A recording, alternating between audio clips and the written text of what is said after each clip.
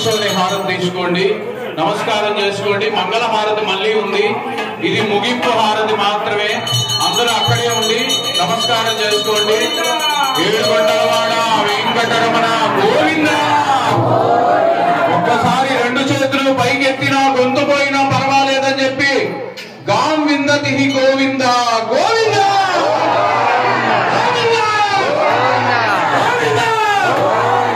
ఎందుకంటే మనం గాం విందతి గోవింద, గోవు నుంచి ఉద్భవించినటువంటి నామమే ఈ గోవింద. అయ్యా అందరూ కూర్చోవాలి, ఒక్కసారి అందరూ, ఎవరికి డిస్టర్బెన్స్ ఉండకూడదు. చక్కగా అందరూ కూడా ఇందులో పాలు పంచుకోవాలి, అందరూ కూర్చోవాలి. భక్త మహాశైలు ఎవరికి ఇబ్బంది పరచొద్దు, అందరూ కూర్చుంటే అందరూ చూస్తారు. గాం విందతి గోవింద అని చెప్పి గోవింద నామస్మరణ ఎంత గొప్పదయ్యా అంటే మన హైందవ సంస్కృతి సాంప్రదాయాన్ని మించినటువంటిది ప్రపంచంలో ఇంకెక్కడా లేదు. ఇటువంటి సాంప్రదాయం ఇంకెక్కడైనా ఉంటే చూపించండి, మనమందరం అక్కడికి వెళ్ళిపోదాం. ఉందంటారా? ఎక్కడా లేదు ప్రపంచంలో. మనం తిరుమల దర్శనానికి వెళ్తున్నాం.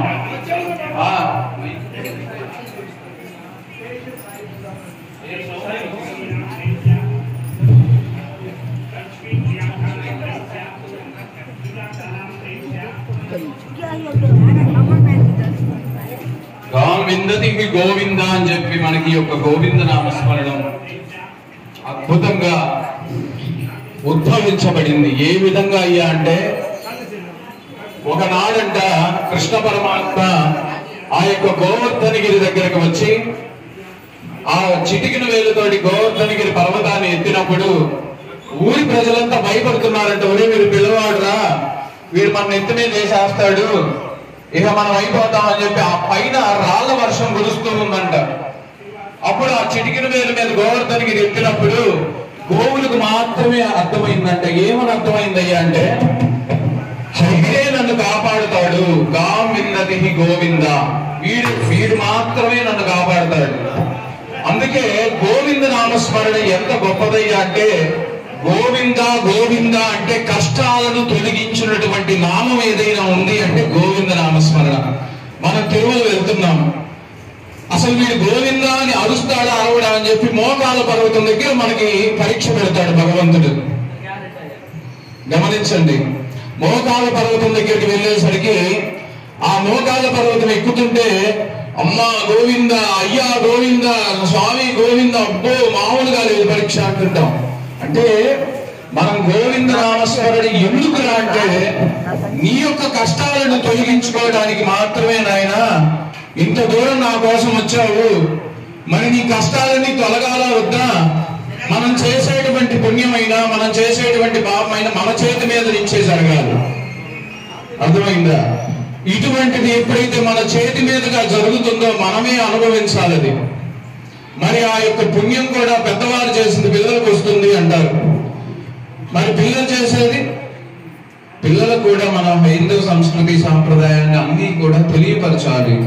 నాయన పూర్వంలో మన తాతయ్య గారు ఈ విధంగా ఉన్నారు, మన నాన్నగారు ఈ విధంగా ఉన్నారు, మనం కూడా ఇదే విధంగా ఇదే కట్టుబాటులో ఉండాలి నాయన.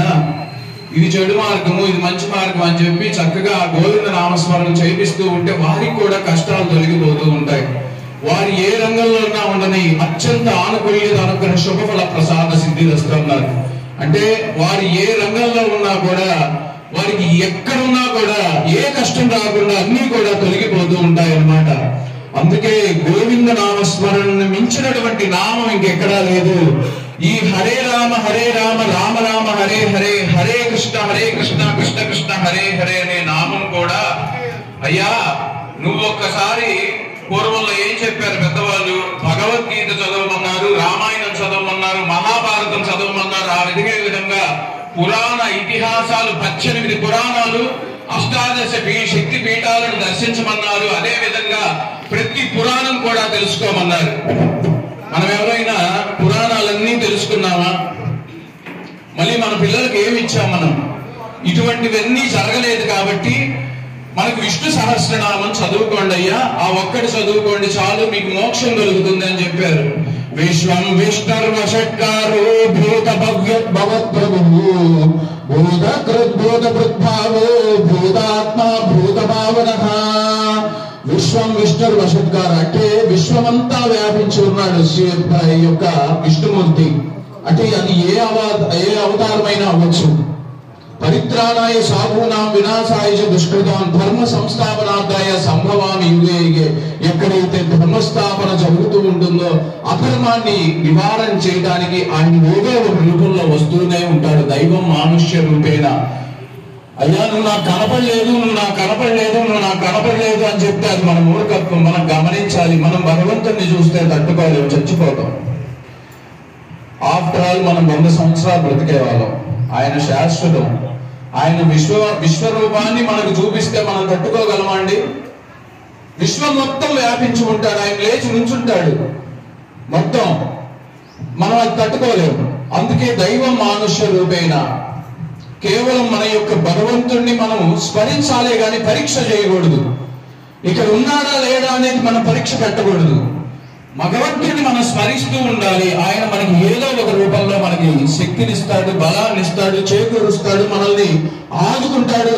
ఖచ్చితంగా మనకి దైవం మానుష్య రూపేణ మనిషి రూపంలో వస్తాడు, సహాయం చేస్తాడు, వెళ్ళిపోతాడు. నేను చేశాను, ఇది నేనే చేశాను అని ఆయన చెప్పుకోడు. ఎందుకంటే అది చెప్పుకోవాల్సిన పని లేదు, భగవంతుడికి అవసరం లేదు. ఎందుకంటే అంటే ఇచ్చిన ఆయనే, తీసుకున్న ఆయనే, లాక్కున్న ఆయనే, దాచుకున్న ఆయనే. ఎందుకంటే ఆయన యొక్క కను సైగల్లో నుంచి మన ప్రపంచం మొత్తం జరుగుతూ ఉంటుంది. ఈ విశ్వాన్ని మనం చూడాలి అంటే మనం అంతా చూడలేం. ఇక్కడ ఉన్నాం, చంద్రపాడు గ్రామంలో ఉన్నాం కాబట్టి మనం ఈ మనుషుల్ని, భగవంతుణ్ణి ఇంతవరకే మనం చూడగలుగుతాం. లేదు మనం ఇంకో ప్రదేశానికి వెళితే అక్కడ ఆ యొక్క ప్రదేశంలో ఉన్నటువంటి మనుషుల్ని మాత్రమే చూడగలుగుతాం. ఏమండి? అట్లానే భూలోక, భువర్లోక, సువర్లోక, మహర్లోక, తపోలోక, సత్యలోకాకే షల్లోకాన మూర్ధ్వపాకే అని చెప్పి వేదం చెబుతూ ఉంది. ఇన్ని లోకాలు ఉన్నాయట మనకి. భూలోకం ఒక్కటే కాదు, భువర్లోకము, సువర్లోకము, తపోలోకము, సత్యలోకము, షల్లోకాన మూర్ధ్వపాకే అని చెప్పి ఇన్ని లోకాలు ఉన్నాయన్నమాట. ఈ అన్ని లోకాలని కూడా స్మరించి పరవశించి పోవాలి అంటే మనకి మోక్షం కావాలి. అందుకే మనం మానవ జన్మ ఎత్తే. మనలాంటి జీవరాశులు 88 లక్షల జీవరాశులు ఈ భూప్రపంచంలో ఉన్నాయి. ఈ 88 లక్షల జీవరాశులు అంటే మానవ జన్మ ఒక్క జీవరాశి మాత్రమే.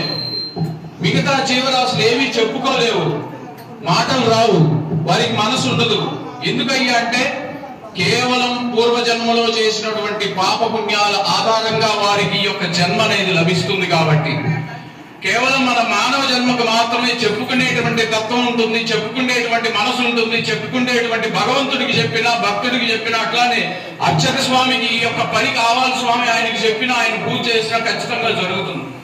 అందుకే ఈ ప్రతి దానికి అనుసంధానంగా మనకి యొక్క ప్రపంచంలో మానవ జన్మ అనేది ఇచ్చారు. ఎందుకయ్యా అంటే మనం ప్రకృతిని రక్షించడానికి, ప్రతి ఒక్కరిని మనం రక్షించే బాధ్యత మన మీద ఉంది. కాబట్టి ఇటువంటి ఈ విధంగా మన యొక్క మానవ జీవితంలో కూడా హిందూ సాంప్రదాయంలో మనం పుట్టడం అంటే చూడండి ఎన్ని జన్మల పుణ్యం ఉండాలి. అది అటువంటి హిందూ సాంప్రదాయంలో పుట్టి కూడా మనం ఇటువంటి కార్యక్రమాల్లో పాల్గొనాలంటే ఇంకెన్ని జన్మల్లో మనం చేసినటువంటి పుణ్యం మనకు లభిస్తే మనం ఇక్కడ ఈ యొక్క నామస్మరణ చేస్తున్నాము. ఈ నామస్మరణ చక్కగా వారం రోజులు 7 రోజుల పర్యంతం చక్కగా సాగింది. ఈ యొక్క నామస్మరణ చేకూర్చినటువంటి బలం మన యొక్క చంద్రపాడు గ్రామానికే మాత్రమే కాదండి, లోక కళ్యాణార్థం కూడా. రోజుకి ఇంతమంది చేతులు గడిగారు, చక్కగా ప్రసాదాలు, స్వామికి నిష్ఠగా పూజా కార్యక్రమాలు, అట్లానే ఎక్కడ ఏమి తక్కువ కాకుండా జరిగింది అంటే భగవంతుడు ఆయనకి ఇచ్చినటువంటి శక్తి. ఆ శక్తి ఎటువంటి శక్తి అంటే కేవలం భగవంతుడు ఆ యొక్క కొంతమంది మాత్రమే ఆ పేరు రాసి పెడతాడు. అక్కడ ఆ పేరు వాళ్ళు మాత్రమే చెయ్యాలరా నాకు అని చెప్పి ఆయన కూర్చుంటాడు. ఇవాళ నేను వచ్చా నా చేత చేయించుకుంటున్నాడు. మామయ్య గారు ఉన్నాడు 70 సంవత్సరాలు, ఆయన చేతే చేయించుకున్నారు. ఆ విధంగా కొన్ని మీ యొక్క భజన సంకీర్తన నామం మనం అందరం ఉన్నాం ఇక్కడ కూర్చొని, మనం అందరం కూడా కూర్చొని ఉన్నామంటే మీ చేత కావాలని చేయించుకుంటున్నాడు. మిమ్మల్ని ఇష్టపడ్డాడు స్వామి.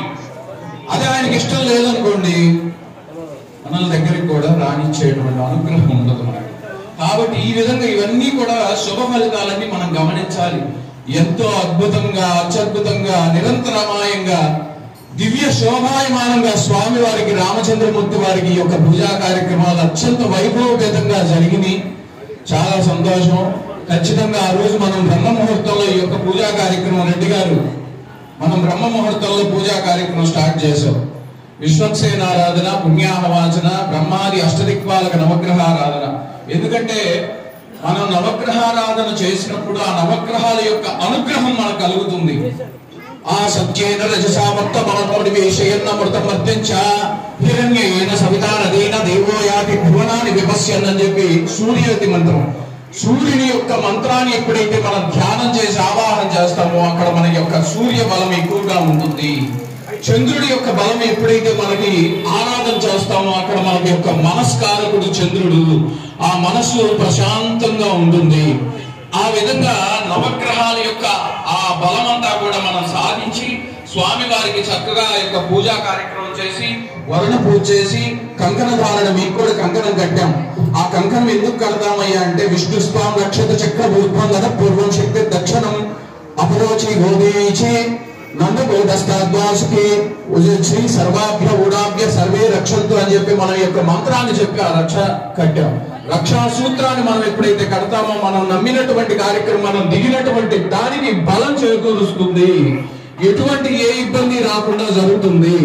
1,00,000 మందన్నా రాని ఇక్కడ యొక్క కార్యక్రమం జరుగుతూనే ఉంటుంది. వారంతా దర్శనం చేసుకుంటూనే ఉంటారు. ఎక్కడ ఏది ఆగేది ఏమి ఉండదు. ఎందుకంటే అంటే ఇది లోక కళ్యాణార్థం చక్కటి కార్యక్రమం. కాబట్టి ఈ యొక్క కార్యక్రమాన్ని మనం దిగ్విజయంగా పూర్తి చేసుకున్నాం. ఇలాంటి కార్యక్రమాలు మరి ఎన్నెన్నో మరెన్నో జరగాలని మనస్ఫూర్తిగా కోరుకుంటూ రామచంద్రమూర్తి వారి యొక్క శ్లోకాన్ని ఒకటి మనం తలుచుకొని, దాశరథి శతకంలో ఒక చక్కటి శ్లోకం ఉంది. ఆ శ్లోకాన్ని తలుచుకొని మన యొక్క కార్యక్రమం సంకీర్తన కార్యక్రమం ప్రారంభం చేద్దాం.